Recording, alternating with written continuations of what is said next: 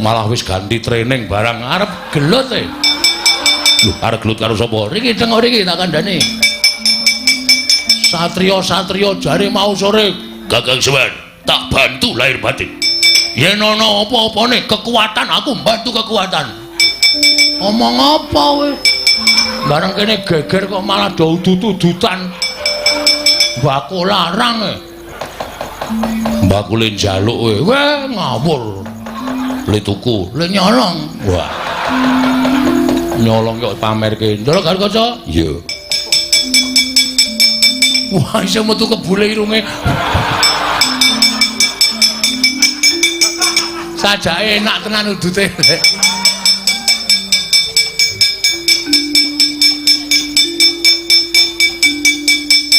Lenggah? Yo. Do tak perintah do manut e. Dadi lakon bengi iki. Aku kok dadi kong iki ta bentuke iki. Klerune njupuk e. Gandak blekunduk suaru gembal. Sumerante hawela. Kaget kula Den. Lah. Para kawula sami alok menawi wonten Alendra ingkang tedhak wonten ing Karang Kadempel. Lah kok jebul Sinuwun Ndarawati. Kula ngaturaken bekti kula kunjuk nggih Den. Iya, Kakang Semar. Ndak tampa kanthi lega legawaning penggaliku ora liwat pangestuku tanpa nono Kakang Nayantaka. Kula pundi nggo jimat. Ndara Janaka bekti kula nggih Gus. Iya Kakang Semar. Ndak tampa Kakang tiba sepadha-padha. Ndara Setyaki bekti kula. Yo. Kakang Semar wis ndak tampa gawe gedhening atiku ora liwat pangestuku tanpa nono. Kula pundi nggo jimat paripe dayana ing kasantosan. Lah kok mboten nyono-nyono? Kula ora ngimpi apa-apa lah kok papan kula kerawuhan para her-her, para priyagung-priyagung. Waduh. Sinuwun Darakresna bekti kula kunjuk nala garing tak tampa pangestuku tanpa nono nala garing. Nun inggih sangat anggen kalau ndadosaken jimat paripe. Ndara Janaka bekti kula nggih Den. Iya nala garing tak tampa pangestuku tanpa nono. Nun inggih Ndara Setyaki bekti kula kunjuk. Yo nala garing tak tampa pangestuku tanpa nono. Nun inggih sangat anggen kalau ndadosaken jimat. Sinuwun Ndarawati bekti kula nggih Den. Panakawan Petruk tak tampa pangestuku tanpa nono. Nun inggih Ndara Janaka bekti kula. Iya Petruk tak tampa pangestuku tanpa nono. Nun inggih Ndara Setyaki bekti kula. Ya Petruk tak tampa pangestuku tanpa nono. Kula pun dinggo jimat paripin dayana ing kasantosan. Sinuwun Ndarawati bekti kula kunjuk sinuwun. Iya Bagong tak tampa pangestuku tanpa nono. Tiba sepadha-padha. Kok ora basa iki to? Anu apa? Kula pun dinggo jimat paripe lali aku. Ndara Janaka bekti kula kunjuk. Iya Bagong tak tampa pangestuku tanpa nono. Kula pun dinggo jimat Ndara Setyaki bekti kula kunjuk. Ya Bagong tak tampa pangestuku tanpa nono. Padha-padha le gedhe ning beda ya, Tru. Apane? Suarane Ndara Janaka karo Ndara Setyaki. Nek Ndara Janaka ki loro, iya Bagong tak tampa pangestuku tanpa nono. Nek Ndara Setyaki ki gedhe ning cantas. Heeh. Ayo pambegane dhewe-dhewe, watake dhewe-dhewe. Enten apa, Gus? Rawuh enten Karang Kadempel. Kakang Semar sepisan tilik marang karajaning Kakang Nayantaka ndungkap angka 2. Satemene ana pitakonan ing bakal ndaturake marang Kakang Semar Badranaya. Dawuh napa? Kabar sumebar warata yen to dina samengko Kakang Semar bakal ngayati jejiban, ya kuwi bakal mbangun kayangan. Nalika semono ndak anggap yen to apa yang dadi penjangkaning Kakang Semar kuwi penjangka ingkang lumrah. Nanging bareng ndak gelar ndak gulung dadi tipriksa ingkang kanthi permati. Jebul tinemune apa ingkang bakal mbok tindakake mau satemene bakal gawe geger jagat saisine. Mangke riyen. Kok gawe geger jagat saisine perkawisipun Kakang Semar. Yunadyan Kakang Semar kuwi sarta para kawula kabeh kuwi ngerti yen Kakang Semar kuwi titising Sang Hyang Bathara Ismaya. Kakang Semar kuwi titis dewa, nanging rak ya aja kaya ngono ingkang mbok tindakake. Tumuli Kakang Semar bakal nindakake mbangun kayangan ingkang ateges. Kakang Semar bakal ngembari marang panguwasaning para dewa sarana bakal mbangun kayangan ana ing Karakadempel.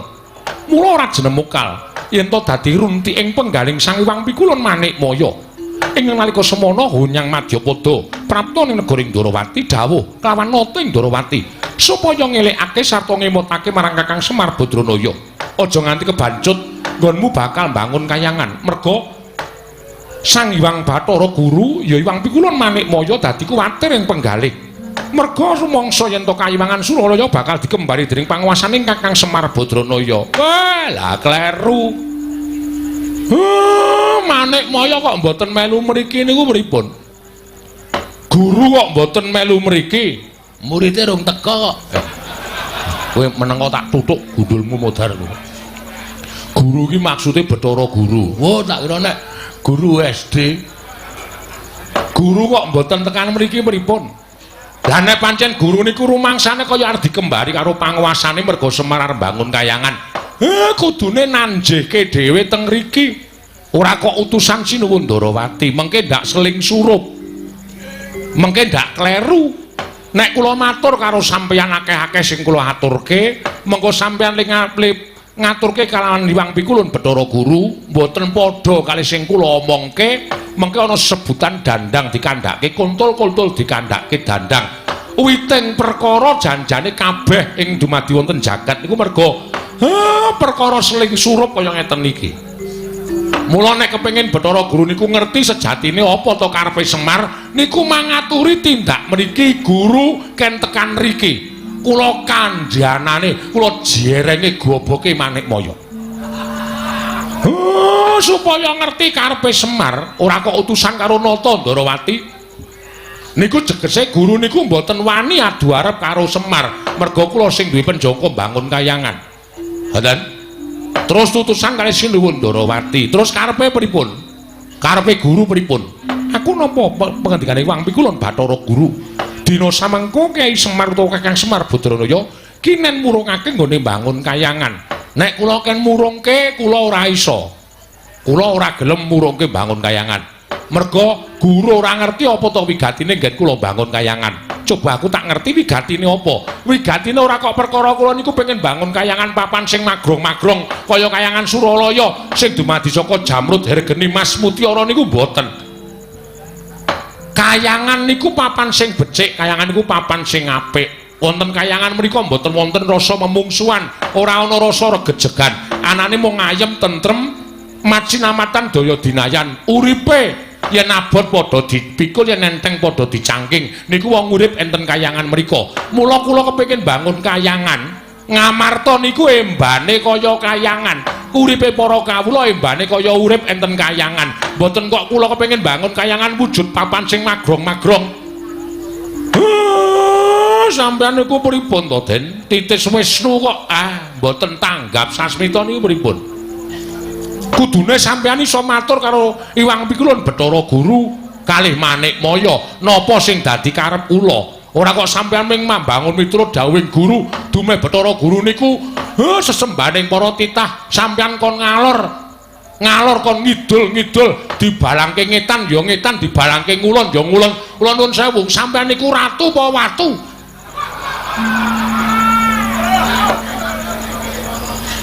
Watu. Gong.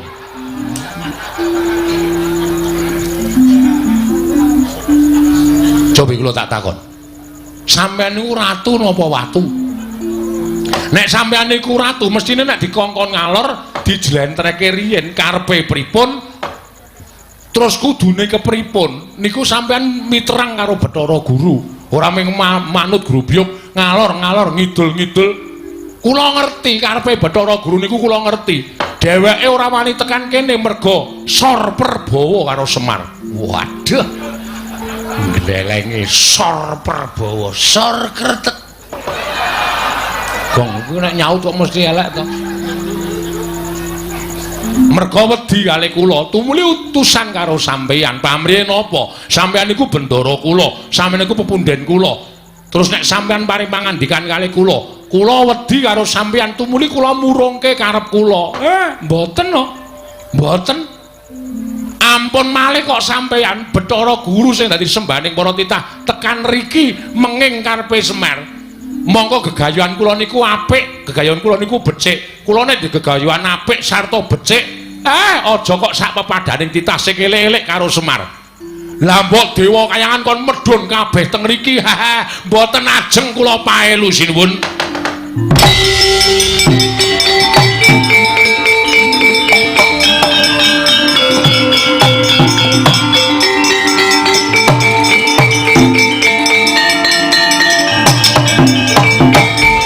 Jagat pesaningmu Bathara wayah lur jagat. Dadi ngono to karepaning Semar Badranaya. Yen ngono wis ora ana tandha tresnamu karo Natandrawati. Yen ngono wis ora ana tandha ngabektining Semar Badranaya kalawan Natandrawati, aku kuwi sesembahmu. Aku pepundhenmu Semar. Ing lumrahe kowe mesti mbangun miturut kalawan pepundhenmu. Lumrahe kowe mbangun miturut kalawan Natandrawati. Nanging sengguh temen ucapmu, kemewat kowe ngregem jimat. Kaya rumangsa wis bisa ngakahi jagat. Yen ngono tak temtokake yen to Semar Badranaya wis ora manut karo Ratu Ndrawati. Yen ngono yen Kakang Semar ora gelem murungake nggone bangun kayangan, apa aku yang bakal murungake Kakang Semar nggone bakal bangun kayangan. Nadyan kudu kepiye carane rawe-rawe rantas malang-malang bakal tak putung Kakang Semar Badranaya.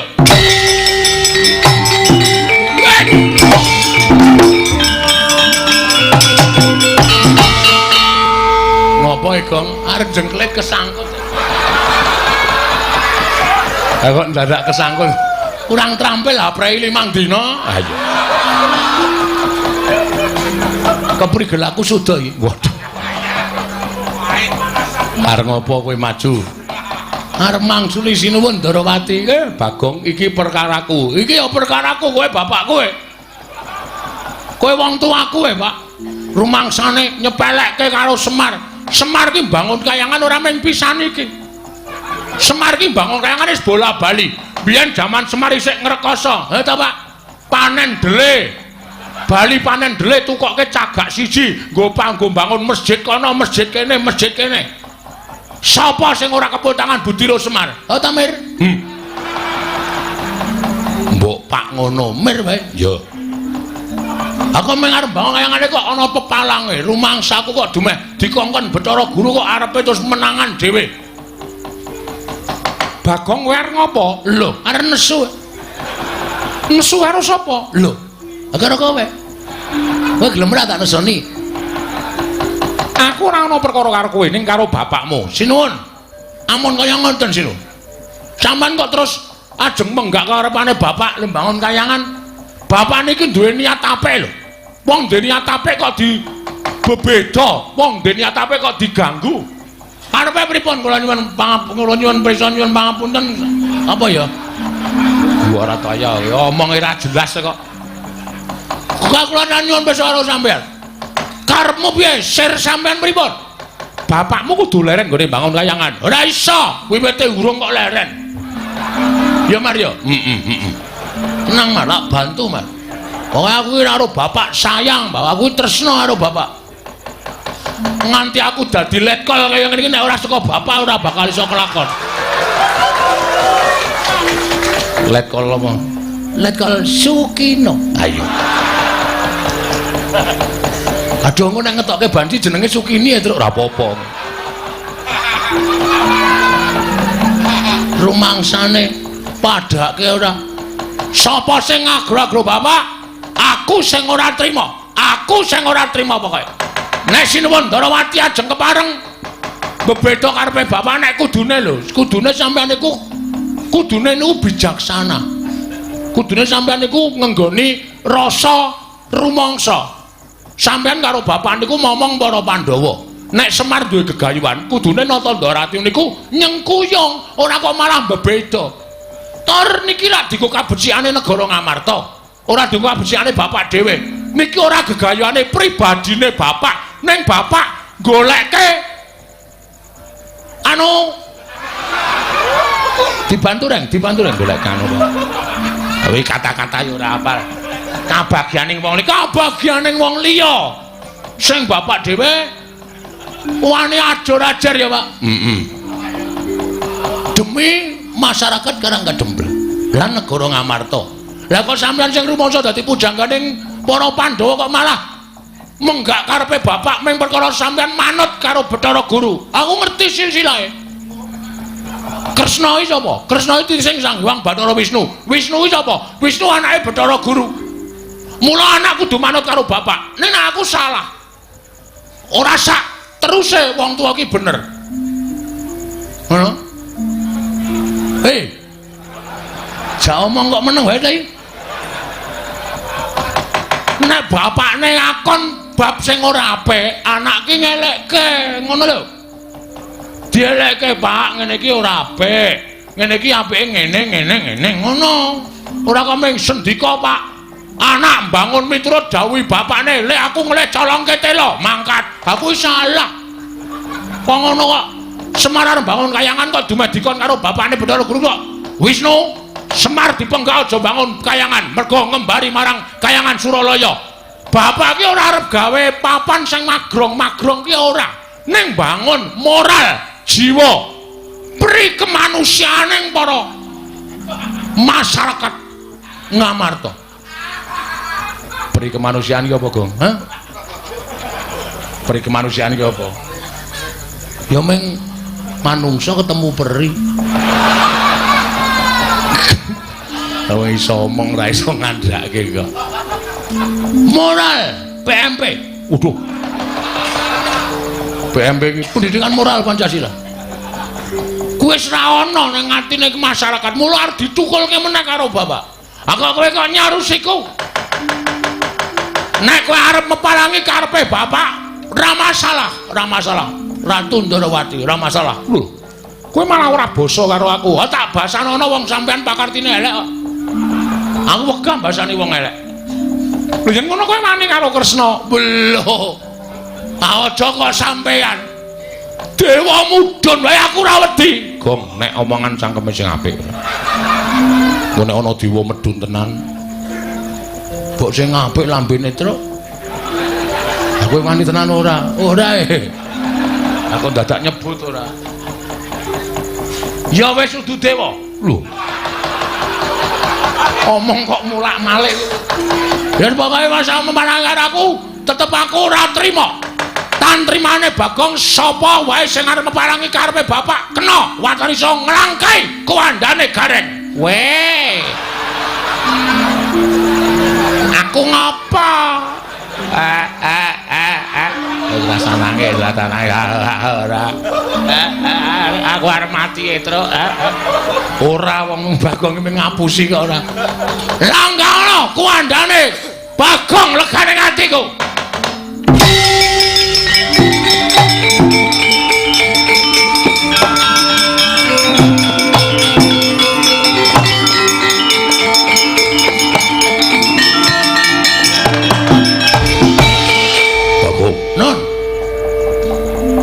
Karepe dhewe panungsmaning jajalanat kowe wani gendak sikara kowe wani nyuwara elek karo Kanjeng Prabu Ndarawati. Kowe nyawang ora aku sapa? Lho. Iki piye ta iki? Sone iki nek dapukane ra apal takon sutradarane. Kok takon aku sapa? Lah kowe iki sencaki. Wong kok ora ngerti karo dapukane. Aku sapa? Senopati Ndarawati. Sapa sing wani karo Koko Prabu Ndarawati tandhinge Setyaki. Yen ngono kowe wani karo Setyaki. Nun sewu nggih, Mas. Ratu Gustimu wis tak tantang apa meneh ming sak ngisore. Kowe iki senopati, kowe iki sak ngisore ratu. Jelas wedi aku. Lho kita iki jelas wani aku ora ana wedine Bagong ora ati karo sapa-sapa. Yen ngono wani harus Setyaki sing tak wedeni apamu metu njaba. Piye? Metu njaba. Gong tak tutuk sirahmu kowe. Iki peresmian masjid ora tremongan cangkeme. Aku kan metu njaba. Gelem ora gelem ya. Sasake apa? Terserah lah pokoke. Manut aku pokoke. Metu njaba metu apa? Ayo legandang dereng metu tutut Raden Sendaki.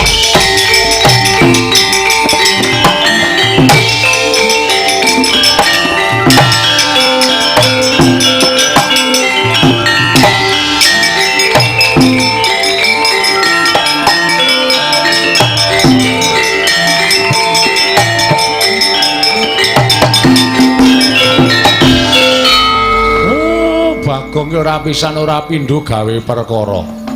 Aku gah nek kon ngewangi perang musuh Ndara Sencaki. Aku gah Gong nek kon ngewangi perang musuh Ndara Sencaki gawe wong ampuh. Ora usah do melu-melu. Tak lakonane dhewe. Kowe kalah. Sing ngomong sapa Pak Giri Lusi jalma tan kena kinira. Cacing kae kala mangsa iso tekan pucuk gunung mula aja sok ngembe karo wong, aja sok ngilani karo wong. Aja tok sawang blegere ming wujud Bagong kaya ngene. Sawangan, Pak. Aku ning alun-alun.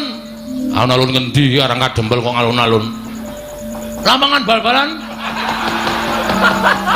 Aku gelut karo Sencaki kalah trima suduk salira. Nek pancen wani kowe nututana Sencaki. Sik. Lho. Kok kok sik piye? Awak dhewe jane ndek jagon. Lho. Sapa jagone? Ki do ngopo ya ning mburi iki? Ngandel ora. Iki mbakoku. Malah go udut-udutan. Dudu aku Bagong Yayi Antasena. Wah, ora iso. Kowe nglinting kok sak jempol-jempol. Boros. Ana apa? Mriko, tindak mriko. Wah, wis. Malah wis ganti training barang arep gelut e. Lho, arep gelut karo sapa? Riki tengok riki tak kandhani. Satriya-satriya jare mau sore Gagang Semar tak bantu lahir batin. Yen ana apa-apane kekuatan aku bantu kekuatan. Omong apa kowe? Bareng kene geger kok malah do udut-udutan. Mbakku larang e. Mbakku le njaluk kowe. Weh ngawur. Le tuku, le nyolong. Wah. Nyolong kok pamerke. Ndara karo kaca? Iya. Wah, isih metu kebule irunge. Sajake enak tenan udute.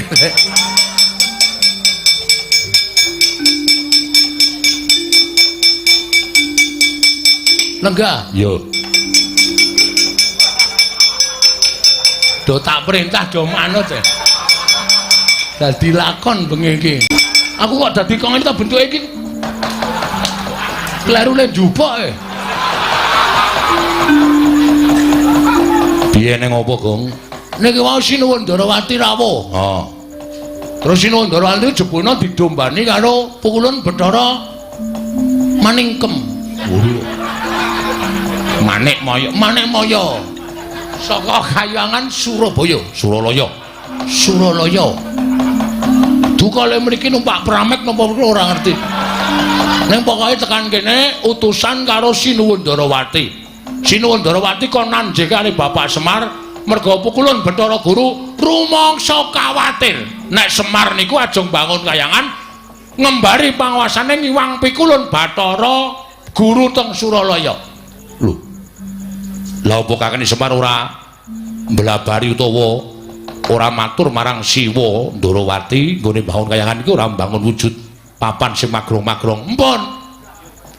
Ning tetep Sinuwun Ndarawati ajre kalih Sing Bathara Guru dawuh karo Semar tekaku ning papan kene supaya kowe murungake nggone bangun Kahyangan. Wah, Semar muring. Wah, ora bangun Kahyangan. Sampeyan niku kudune titis wis werna-werna bla bla bla bla. Yo. Nganti samatra Sinuwun Ndarawati ngentut ngendikake nek nganti Semar ora murungake nggone bangun Kahyangan aku sing bakal murungake. Tratap sing mak tratap kula nesu maju mengarep. Terus Sinuwun Ndarawati tantang. Lho kowe nantang karo Sinuwun Ndarawati? Heeh. Ayo ben mangkel kok. Semar arep dikaco. Terus iki Siwa Ndrawati nanti metu jaba. Siwa Ndrawati metu ning jaba. Karo sapa kancane? Raden Janaka. Karo meneh Raden Setyaki. Sing ora trima Setyakine maju mengarep malang krek brengose obah kabeh. Aku ya ora wedi brengose ya tak obahke. Endi kowe ra dibrengos kok? Wah tutuk ndase badan. Obah lho ndut-ndut ngono. Brengos kok ndut-ndut. Brengos ya tak obahke kula ya nesu. Terus dadi tantangan. Ndara Setyaki bakon nek wani karo aku metu njaba. Oke, apa tak turuti karemu.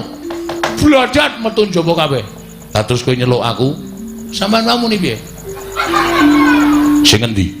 Sing kowe mau nek aku mbantu karo Semar, mbantu kekuatan. Ha iki pacobane Sinuwun Ndrawati, Ndara Janaka karo Ndara Setyaki. Saiki ngene. Ndara Antasena, Ndara Garkaca, Ndara Antarja tak du karo Ndara Setyaki karo Sinuwun Kresna wani apa ora? Nek entuk paliyale bapakmu aku wani. Nek bapakmu ngelilani aku wani. Mir, omong Mir. Setan tenan kok. Pancen setan tenan lho kowe kuwi kok ya. Aku to dudu kae ora wani ngono iki. Tak kira nek lho mripatmu rada kira. Tiru-tiru gareng kok. Wis. Aja disenggol gareng kok ndak nangis ora. Aku kon piye? Sampeyan paring pangandikan Ndara Antasena, aku pasrah katentremaning Karang Kadempel. Sapa sing arep gawe kisruh nggonku mbangun kayangan disingkirke. Ngono ga wis. Engko aku ngedu anak karo wong tuwa. Mir. Ki nek kowe ora omong ora rampung-rampung lho. Ming ana omong ngono aku ki wong tuwa nganggo petung. Petung. Gelem omong ora? Ora gelem seret metu njaba. Wedok kok ngawur ben. Aku metu njaba kok ya metu njaba ben. Gak kudu adil apa kae. Masa aku metu njaba aku metu jeragal. Ndara Antasena. Terus yo. Ayo. Ndara Antasena. Kula pasrah katentremaning Karang Kadempel. Sinuwun Ndrawati mangundurke. Pon omong sing ngomong cangkemmu. Cangkemmu mbone ra jamak-jamak ketara ya. Ngerti? Ayo wis. Den. Nek pancen kudu kaya ngeten lakone nggih pun dilakoni mawon. Merga kula niku duwe saloka sing becik bakal ketitik, sing ala bakal ketara. Nek Sinuwun Ndrawati duwe niat jahat, duwe niat ala karo Semar mesti ketara. Sampeyan nek belani karo tumindak sing apik diayomi karo Gusti sampeyan, Ndara.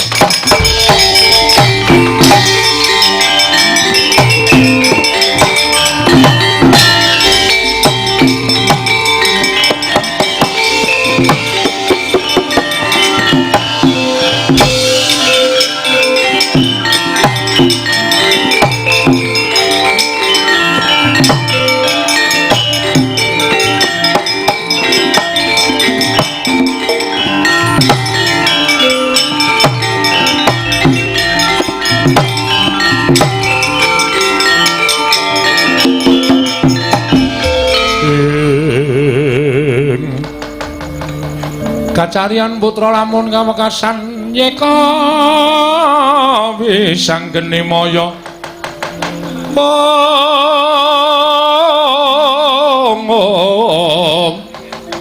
wisang geni maya Wisnu Pratinda Gomnon sing bibiti perkara iki mau kowe nggih pancen tak akoni. Kula sing nantang Ndara Setyaki, kula sing wani nduwa kekarepaning Sinuwun Prabu Ndrawati. Lah, mula aja nganti dikira Antasena karo kakangku Garkaca kingko melu-melu perkara iki. Nek pancen kowe wis wani nantang kudu wani nandingi. Waduh. Kok kula lah sampean? Mengko nek kowe tanding kowe kalah, aku ngewangi kuwi wangun. Ning nek kowe durung tanding kok aku wis ngewangi kuwi ora wangun. Mengko ya nek kula meng kalah, nek modar ora usah kuwatir tak uripke. Nganggo napa? Nganggo banyu sungut kuwi iki. Ki nek diperes metu banyune iso nggo nambani wong loro nguripke wong tekaning pati. Yakin? Ya. Ora ngapusi lho iki, ora. Anakku jek cilik-cilik lho. Iya. Nang nganti aku mati tenan, sing ngopeni anakku sapa? Wis ora usah kuwatir. Mak cilik Setyaki kae tanding ngono sik. Engko nek kowe kalah melayu ning aku tak sik rembugan karo mak cilik Setyaki. Estu nggih, Den? Ya, Ndara Karkoca nggih. Ya, Bagong ora usah kuwatir. Nyuwun pangestu. Dikira wedi karo Raden Setyaki tak ngetokke kekendelane Bagong. Ya, sing ati-ati uga nggih.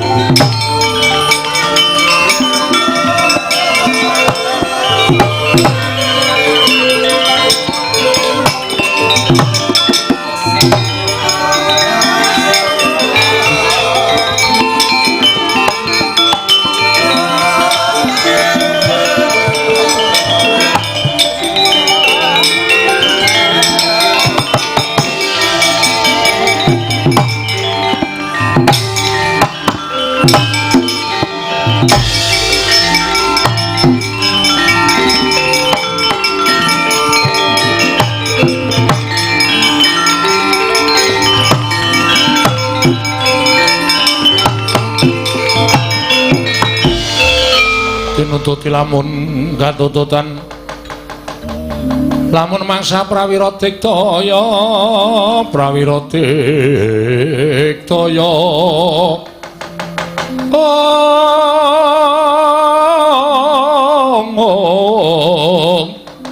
Rananggana magawe gelarira wang-wang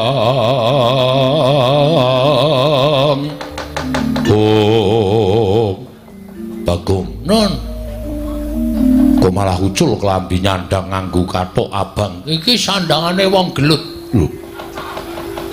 Sandangane wong gelut piye? Kula nek arep perang pancen sandang aku ngene iki. Tegese wis wani tenan lahir batin karo Setyaki. Sing tak wedeni apamu, Mas? Wis kebacut ngibarate nyabrang kali wis tekan tengah. Maju ya klebus, mundur ya klebus. Luwih becik ndodok. Dodok piye? Wis pokoke sisan klebus. Yen ngono kuwi wis ora ngeman karo nyawamu. Tak eman sebab apa? Wani karo Setyaki. Sing tak wedeni apamu? Kowe mbantu Sinuwun Ndarawati, aku mbantu karo bapak. Semono uga sampean senopati ning Ndarawati. Nek ratu Gustimu diganggu karo wong sampean mesti ora trima. Padha karo aku. Bapak nek diganggu karo wong Bagong ya ora trima. Bagong ki anake Semar. Semar ki wong tuaku. Meng arep bangun kayangane kok Ratu Ndarawati kok melu-melu meng mergo diutus karo Bathara Guru. Ayo nang kene dibuktekke. Setyaki apa Bagong sing tekaning pati? Ikhlas karo nyawamu? Ora. Kok wani nantang kaya ngono? Wis kepepet kok. Kuyen mungsuh karo aku mati tenan. Kowe tak tibani tanganku mesti pecah sirahmu dadi loro. Kowe mesti tekaning pati. Sing dadi nyatane rasa meden-medeni. Aku iki ngarat kerupuk 8 ambyar kabeh. Kok seming sirah kok mung dadi loro. Ayo sing dadi nyatane. Ngene marganing patimu. Nuwun sewu nek sampeyan kewirangan karo Bagong Ndara Setyaki.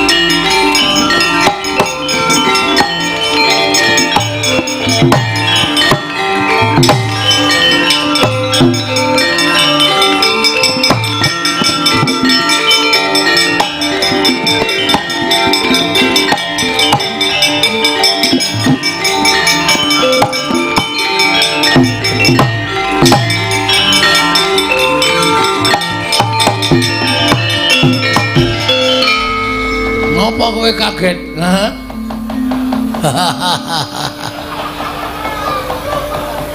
Anggir Antasena. Oh, Mak Cilik. Anggir Garukaca. Iya, Paman. Anggir Antarja. Iya, kula Paman. Kok sami lenggah wonten ing mriki? Lho, rombong aku. Rombong aku. Dadi kowe iki mau asline mung tak pancing. Aku asline wani karo kowe iki jane asline wedi. Ning kowe tak pancing kowe bungahe ngantil karo Bagong. Saiki lho wadya balaku. Samapta ing gati sawiga ing diri. Narwane karo Bagong coba saja. Potol sirahmu. Musuh Ndara Garukaca sembur melonyo awakmu. Nggih, Den.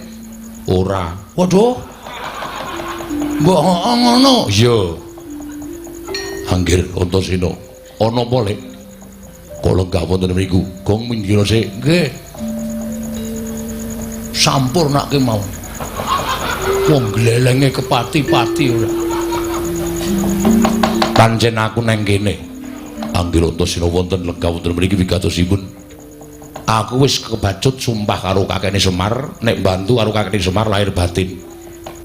Monggo kakene Semar paring dawuh karo aku ora perlu dibantu babakan Prabaya Brana Picis ning dibantu babakan kekuatan. Yen ana pacoban ingkang bakal tumama kakene Semar nggone bangun kayangan, aku sing tinanggenah supaya nyingkirke pacoban mau.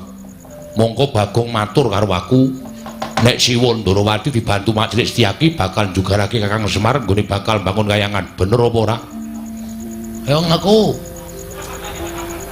Ngaku barang sing nakoni Antasena kok plendas-plendus kowe.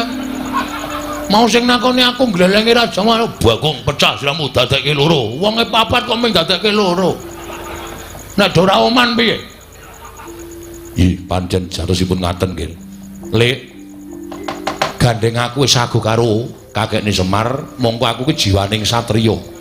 Nek nglencati apa sing dadi sumpahku, aku bakal nampa hukum saka sing gawe jagat. Mula nek Lek Setyaki, Paman Setyaki arep gawe rusak Karang Kadempel, luwih-luwih jugarake kakekne Semar nggone bangun kayangan, mungsuhe dudu sapa-sapa, ning aku, Kakang Garukaca, Kakang Antarja. Digawe rame ya gelem, dirembuk sing apik-apik ya gelem. Modar.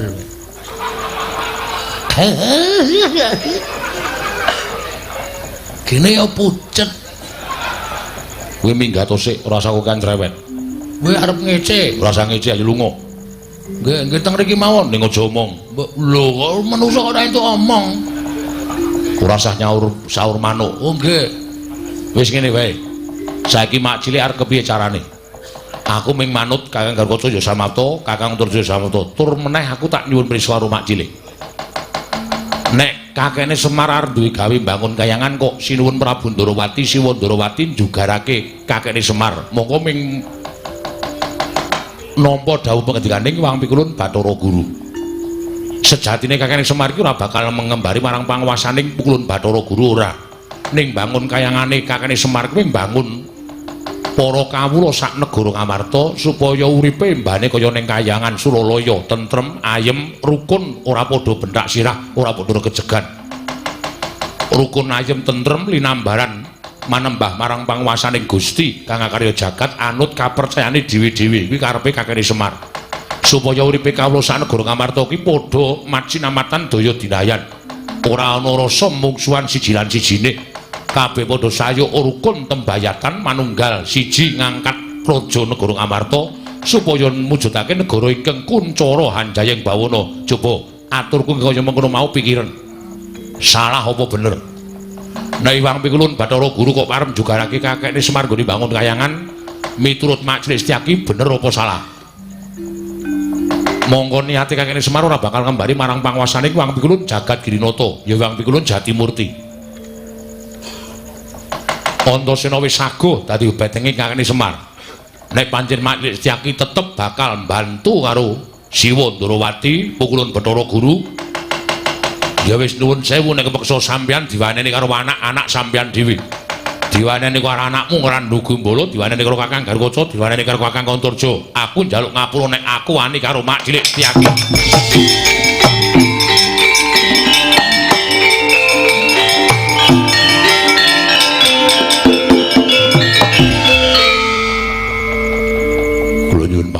bareng mboten nggih. Lho, njaluk ngapura perkara apa? Sareng kula manah-manah. Mboten selaminipun kula menika mbelani tiyang ingkang leres. Lire mak cilik ngendika kaya ngono, kula malah manah menapa dipun lampahi dening Kanjeng Prabu Ndrawati menika namung manut dhateng perintahipun Hyang Pilun Bathara Guru. Monggo nyatanipun sareng kula midhanget ngendikanipun Anggira Antasena menapa dipun lampahi dening Kyai Semar menika leres mboten nedya ngembari dhateng panguwasaning para dewa. Nah, syukur nek sampeyan eling tegese nang kene ora bakal ana peperangan sing gedhe. Tegese ora bakal ana peperangan antarané mak cilik karo anak-anakmu Antarja, Antasena, Gatotkaca. Piye iki ngejak damai? Ya Bagong aku salah. Ya ora apa-apa, sone rasa gleleng ya. Dumeh wong seneng gelut, dumeh wong seneng perang kok. Ora malah iki mergane patemu. Kala mangsa kula kandhani nggih. Jalma menika tan kena kinira, girilusi kaya Bagong ngene iki. Arep wong kaya ngene ning akeh sing bantu, akeh sing ngewangi.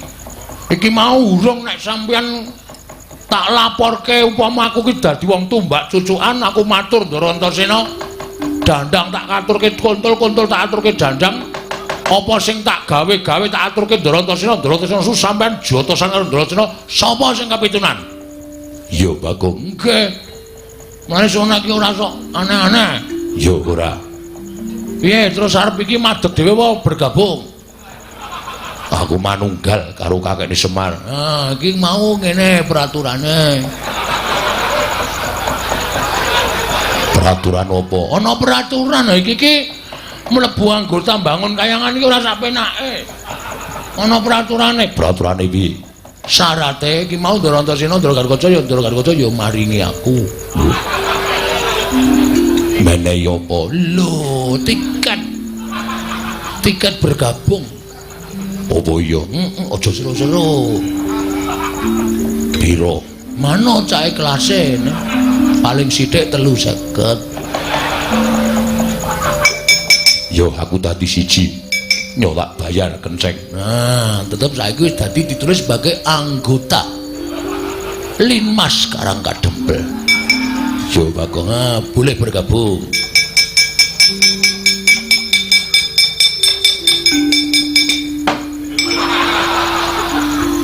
Balik ki.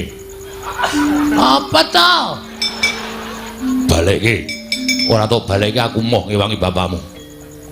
Bapakmu ki ora duwe niat kaya ngono kok malah digunakke karo anak-anake sing tumindahe sing ora apik. Ayo balik ki. Alah. Mau wong golek rejeki sithik kok tok penging to, Den. Mbok ora masalah. Ora ana sing menehi Bagong lek jaluk Jaidan. Kene bali. Meng mampir tok. Ndekno aku dijaluki. Aja sok njaluk ngono iku isine-isine ora dicukupi karo bendaramu. Nggih, nyuwun ngapunten. Terus niki sapa sing ngajeng methuke Sinuwun Ndarawati cobi? Sinuwun Ndarawati niki panek Ndara Setyaki ora iso mbanda kula, ora iso ngrangket kula sing unak-unake Sinuwun Ndarawati panjenengane mesti duka. Sapa sing arep lawan Sinuwun Ndarawati? Bagong. Nun, Koko Prabu aku sing methuke. Koko ora binadu arep karo aku, ora bakal mentolo karo aku. Nah, ngono ki tegese mbelani tenan. Nek sampean mengko didukani Sinuwun Prabu Ndarawati, wis ben tak lakonane. Nek dipecate dadi senopati, aku melu Kakang Semar. Waduh, nyuda jatahku. Anggota anyar nyuda jatah Cilaka iki wis. Wis ngrekoso. Wis ora usah cerewet ngomong diwangi meneh. Oh, tak pethuke kok ora Ndrawati. Nek yo melu. Nggih, ngestoke dawuh. Ayo pethuke Bagong. Monggo.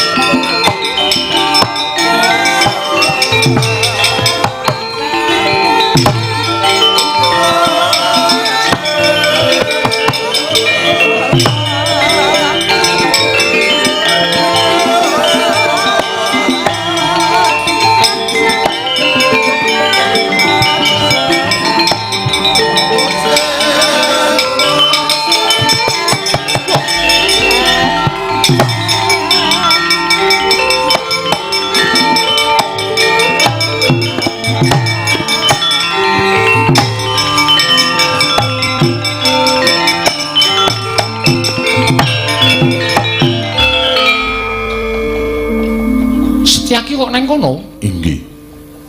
Lah kok dadi kowe malah nang mburine Bagong iku mau tak dawuhi suwe nyekel Bagong, lah kok malah kowe nang mburine Bagong. Yen mawonten boten nginten babar pisan. Menawi kula kawon kalian Bagong. Si Adi kalah karo Bagong. Kawon. Kula dipun gulung dening Ponokawan Bagong. Midanget napa mboten? Niki lagi dadi lakon begini. Aja kok Setyaki. Bathara Yama dipati ra. Edan tenan. Yama Dipati iki dewa tukang jabut nyawa. Lho kula njabut untu kulino. Lah niku ora dikon jabute tak jabut kok. Neng kono Sencaki wis kalah karo kowe. Kalah, Sencaki wis manunggal kali kula. Ndara Sencaki wis manunggal kali kula wis dadi tahanan kula. Mula Ndara Sencaki pun boten manut kali Ratu Ndarawati. Ning manut karo Bagong. Lho. Apa ngono Setyaki? Nyuwun pangapunten Koko Prabu. Lah apa si Adi bakal klirwa karo kewajiban minangka Senopati Ndarawati? Sekawit kula Senopati Ndarawati nanging kula sampun kawon kalian Bagong. Lan samangke kula sampun dados reh-rehanipun Ponokawan Bagong. Setyaki wonten dawuh. Sinuwun Prabu Ndarawati diundurke. Nek ora diundurke ndak gawe kisra gegayane Bapak Semar. Nggih, wis tak dawuh. Setyaki.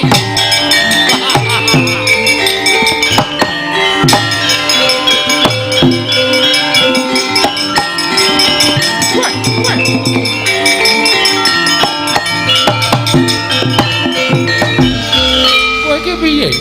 Aku ki ratu Gustimu kok tak junjung sapenake dhewe. Kundur. Lho, bali piye? Sampun ngantos ganggu kalian pun Kakang Semar. Setyaki, aku ratu Gustimu. Samangke kula sampun kawon kalian Bagong. Kula mboten badhe manut kalian sinten-sinten kejawi kalian Bagong. Jagat Dewa Bathara Setyaki wonten dawuh. Pun Kakang Ratu ing Mandura Prabu Baladewa dawuh Setyaki. Undurna Nyai Kresna. Mriki ngestaken dawuh. Kowe lah edan tenan iki. Iki lelakon apa ora kaya ngene iki? Mundur boten. Setyaki aja kaya bocah. Mundur boten, boten mundur. Paribaksa kula ingkang ngunduraken. Weh lah karepe dhewe.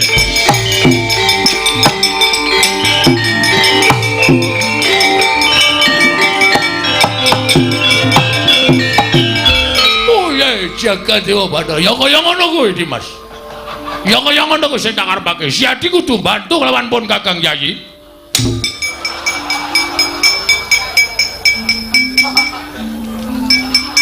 Dikecake ndasku. Mergane wis kresnane wis lunga, aku isih acting. Ha wis cilaka iki. Wo, lah edan tenan. Truk. Kowe iki ngapae? Ora tok celuk kok. Ngopo? Wah, bener kok. Bener piye? Sinuwun Ndarawati jebul pancen sing ngetutke Bathara Guru. Ketarane. Lah kae lho ketemu karo wong Pak Pijawa nggawa stop map. Itu Umar Bakri, wudu. Bathara Guru kok Umar Bakri. Bathara Guru ki dewa ning kayangan. Ah, tangane papat. Heeh. Ah, kae galo. Galo, mburine ana kaya wewe. Endi? Wah, Betari Durga ngono, Gong. Wah, iki mesti setran gondol mayit barang do melu-melu arep jugarke bapak. Lapor karo Ndara-ndara terus. Ya.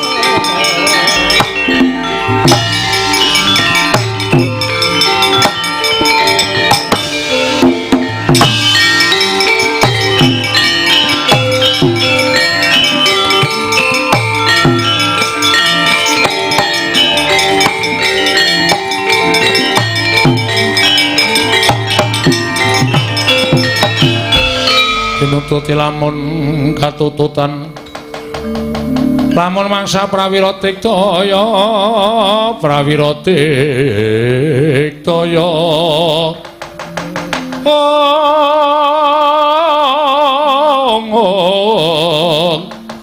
ora nggono magawe gelari rawang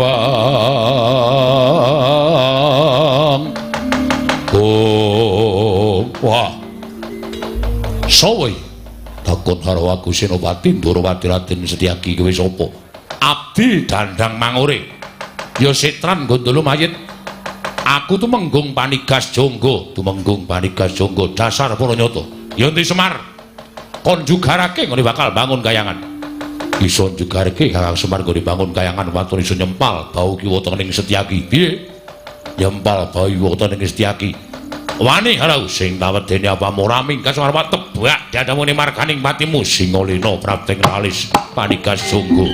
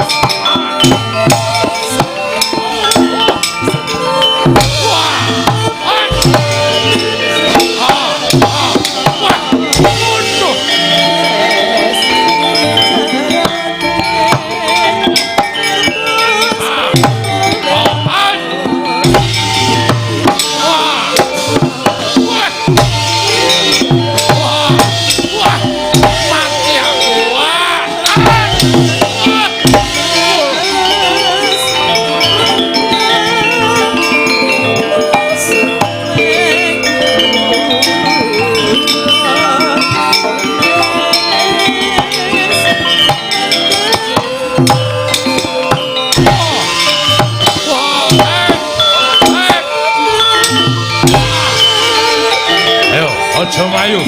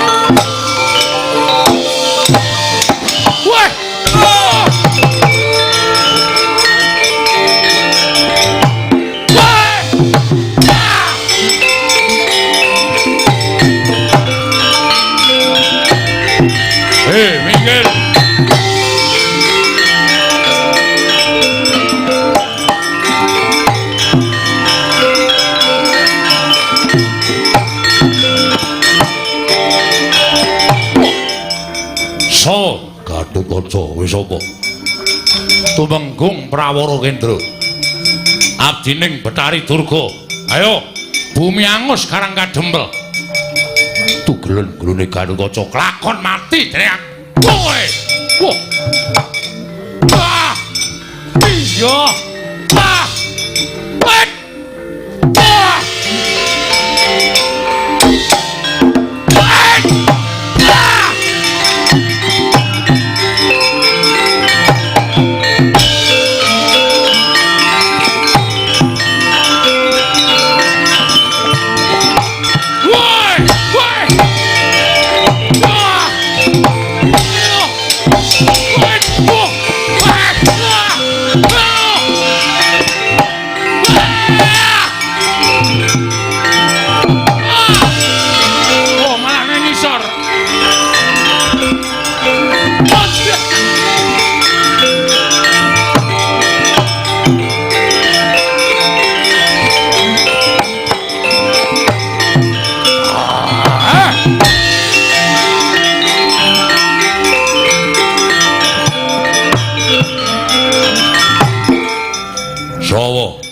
Andarja sapa? Abdining Betari Durga. Kalanjaya yo bali ora sawadya balam. Ora bali babati gawan wah mati. Ah! Ah! Ah! Hai! Hai! Ah! Wah! Waduh!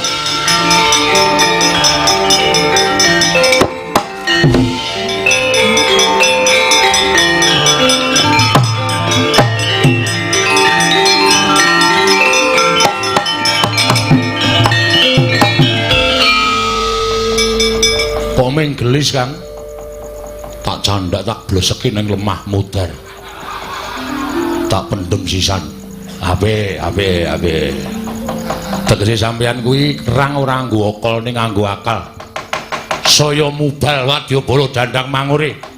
Sing praina ngati-ati lho Kang Hayu Dimas.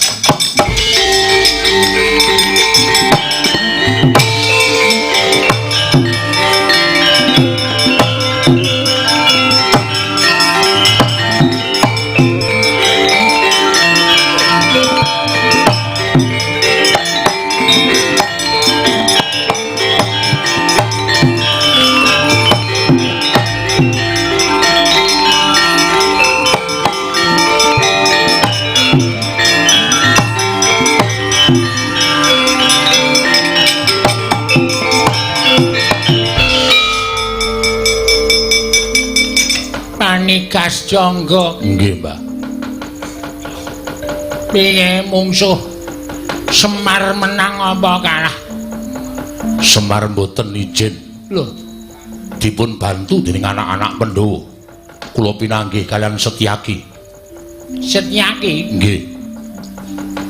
Jebul pinanggihipun adyan kula menika sampun dados abdipun Betari Durga. Dewaning panggudha pangrencana nanging nyatanipun kula kawon kaliyan titah sawantah nami Setyaki. Kaya mungsuh Sencaki. Bejo kowe ora modar. Sencaki ki wong gaweane gelut. Gek kowe iki lagi minyik-minyik. Prajurit durung tau perang ming lagi latihan tok kok wis perang. Ana mundur kana. Nggih, Mbah. Wah, edian. Tangane antepe ra jamak-jamak ming cilik ning kok antepe dilatih kok ngene iki olahraga saben dina kowe ming madang wae sembuyane wong dandang mangure kok anggere ketemu kok ming madang ramadang semaput semboyan kaya ngono kok dipeng-pengke ora mati kula Mbah sumbang suanu prap. Sapa jenengmu? Nggih. Kula pun Prawara Kendra. Nah, piye mungsuhmu sapa? Kula mboten tepung ning satriya Mambah Dirgantara. Mabur? Nggih. Dadane ngene murup. Nggih. Gatotkaca kowe. Gatotkaca. Heeh. Nyamber iki wonengen. Kula dicandak rikane arep duncalke ning tangan kula nggondheli kampuhe Gatotkaca. Kula mbabit mengisor ning sidane diuncalke. Sirahmu graya ana. Piye? Tesih. Alhamdulillah. Gatotkaca iki gaweane nugeli sirah. Bejo kowe perang karo Gatotkaca ora potol ndasmu iki wis bejo. Mundur kana. Inggih, ngestakaken dawuh. Kula semanggaken, Mbah. Wis ora ana sing mangga kuliah.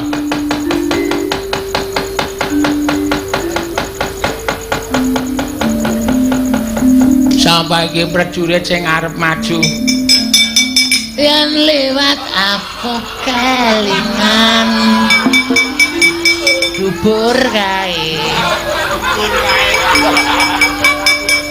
Biyen tak goleren, ayo, Sukini nggih, Mbak. Kowe arep perang apa piye? Ya ampun, Mbak, arep wayang kaya ngene iki dijaluki karo sing nanggap lho, Mbak. Kowe kuwi nggih. Pokoke Sukini kudu metu. Nek ra metu piye carane supaya iso metu? Ngoten lho, Mbak. Termasuk bintang.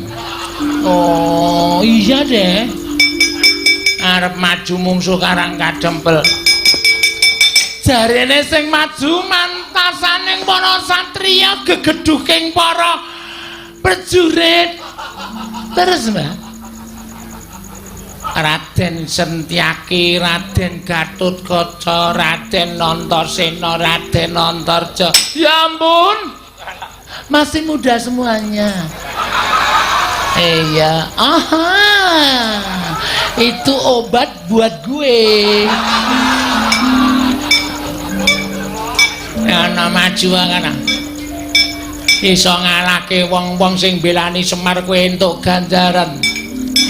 Oke, Mbak. Ning nek kalah ditugel gulumu. Aduh. Ya ampun. Guluming sithik kok ditugel to, Mbak. Guys, kok kae mangkat aja kesuwen. Amo Suramarata Jaya Marata imbang yen padha-padha. Raden Setyaki, Raden Gatotkaca, Raden sapa Mbak? Antarja, Raden Antasena, 1 2 3 4 maju bareng. Tak muah. Kelakon tele. Kebablasan. Tele. Kelakon tele. Ate. Kebablasan. Minggir, Mbak. Kula serang kepengen perang lho, Mbak. Iya, wis maju kana. Ya ampun, Mbak iki kok dipotong. Masa kalingan sing ora ngrek. Pro siras budak kaya ngene iki. Sirah budak gak ida itu.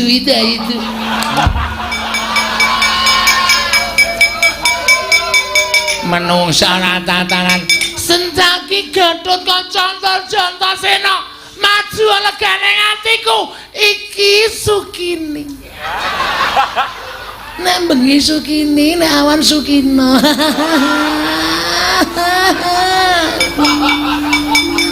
Jijik aku lho.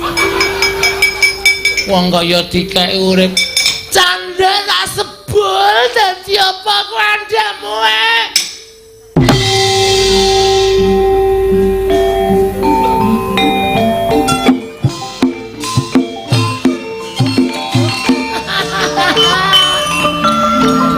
asik tenane gamelane suarane apik kempule ya suarane apik gek heli gek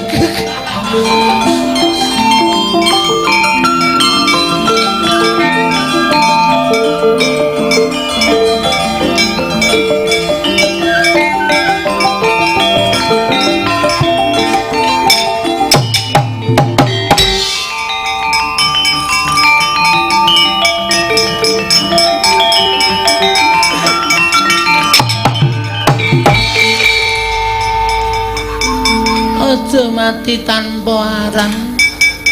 Sapa Mas? Nama Setyaki kowe sapa? Sukini. Sukini kok bringosen? Cukul sak karepe dhewe, Mas. Kok duwe bringos? Turunan kucing.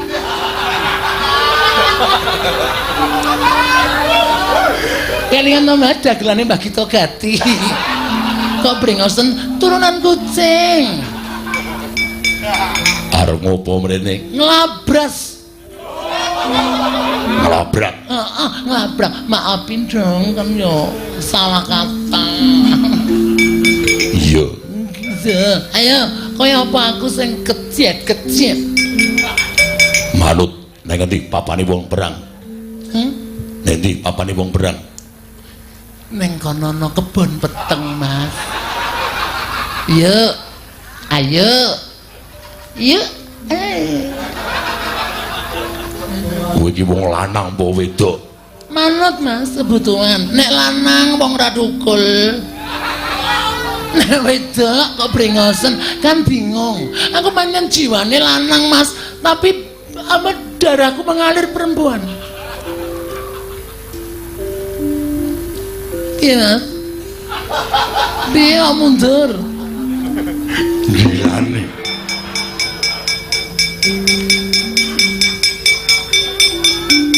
Bocah apa wong tuwa ngono?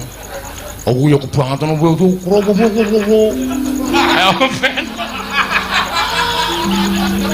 Oh, dinggo hiasan kok.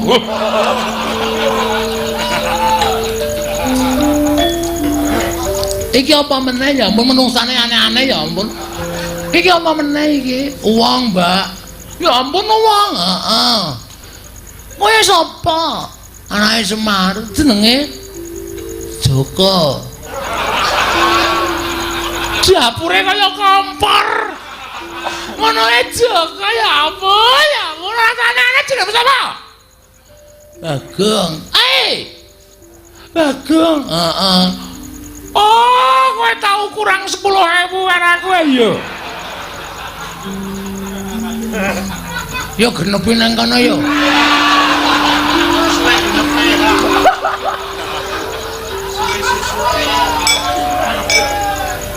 Genepi piye ya? Genepi nang kono ora.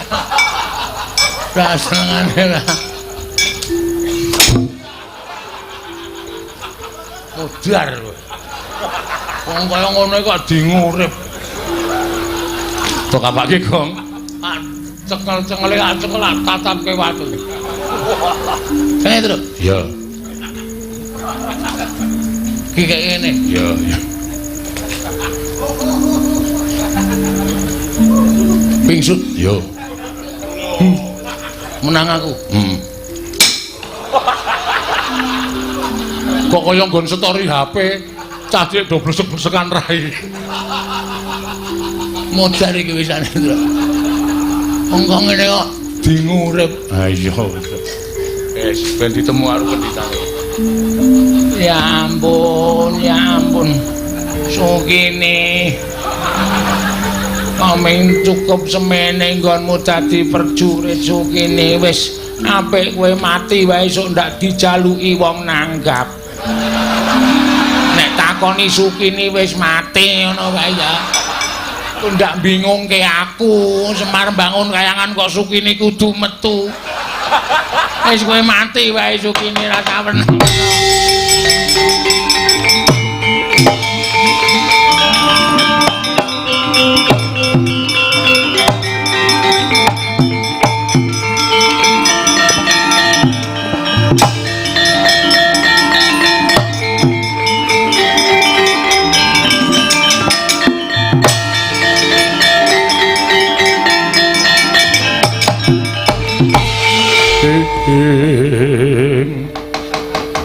Pandhita kang kinarya wangsit pindha kumbang ngajaping tawang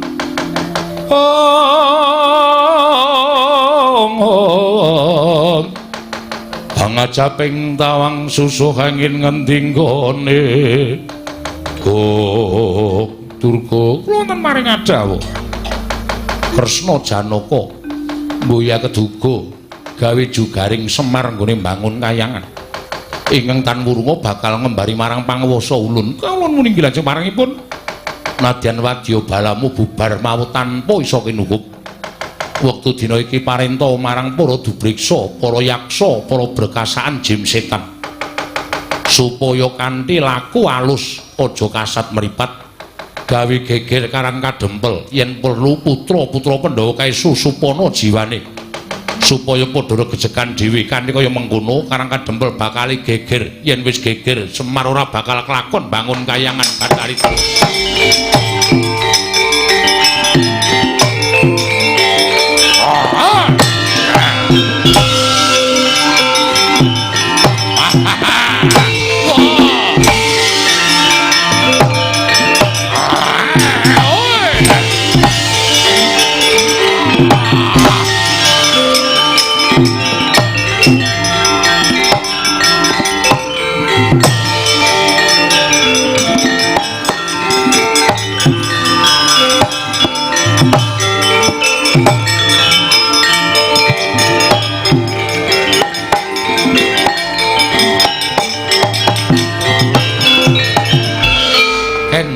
Raden Setyaki tebih saking sangganing para putra Pandhawa.